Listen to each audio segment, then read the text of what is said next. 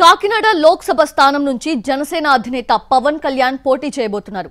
ఇంతకీ ఆయన అక్కడి నుంచే ఎందుకు పోటీ చేస్తున్నారు? అక్కడ సామాజిక సమీకరణాలు పవన్ కి ఎంతవరకు కలిసొస్తాయి? జనసేన బలంగా ఉన్న ఉమ్మడి గోదావరి జిల్లాల్లో ఎన్డీఏ కూటమి లెక్కలేంటి? దీనిపై తాజా అప్డేట్స్ మా ప్రతినిధి సాయి సుధీర్ అందిస్తారు. కాపు ఉద్యమ నేత ముద్రగడ పద్మనాభం పొలిటికల్ రీఎంట్రీ దాదాపు ఖాయమైపోయింది. వైసీపీలో చేరడానికి సంబంధించి ఆ పార్టీ నేతలతో ఇప్పటికే చర్చలు కూడా పూర్తయ్యాయి.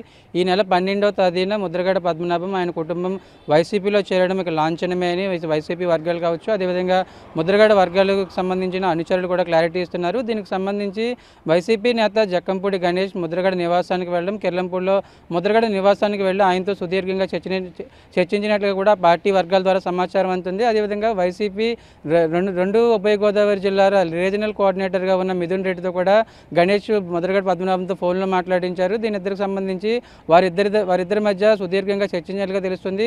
ముద్రగడ పద్మనాభం ముందు పార్టీలో చేరాలని ఇటు మిథున్ రెడ్డి ప్రపోజల్ పెట్టడంతో ముద్రగడ పద్మనాభం కూడా దానికి స్పందించారు. తనకు అన్కండిషనల్గా పార్టీలో చేరడానికి తనకు ఎటువంటి ఇబ్బంది లేదు. ఒకవేళ పోటీకి సంబంధించి పార్టీ ఏ నిర్ణయం తీసుకున్నా దానికి ఎటువంటి అభ్యంతరం లేదు. గతంలో 5 సంవత్సరాల నుంచి ప్రతి నియోజకవర్గంలో ఇన్ఛార్జ్ కావచ్చు, అదేవిధంగా ఎమ్మెల్యేలు తిరుగుతూ ఉంటారు.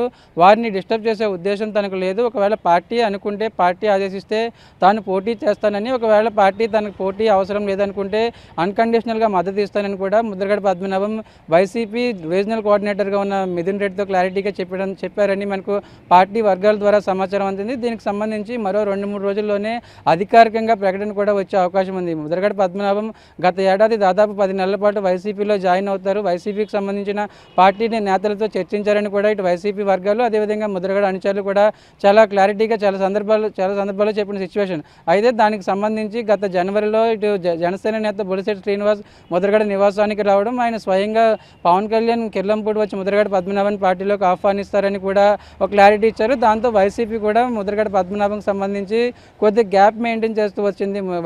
ముద్రగడ పద్మనాభం జనసేనలోకి వెళ్ళే అవకాశం ఉంటే కనుక ఖచ్చితంగా తాము ఆ ప్రయత్నం విరమించుకుంటున్నామని కూడా వైసీపీ వర్గాలు చెప్పాయి. అయితే జనసేనకు సంబంధించి జనసేన అధ్యక్షుడు పవన్ కళ్యాణ్కి ముద్రగడ పద్మనాభం బహిరంగ లేఖ రాశారు.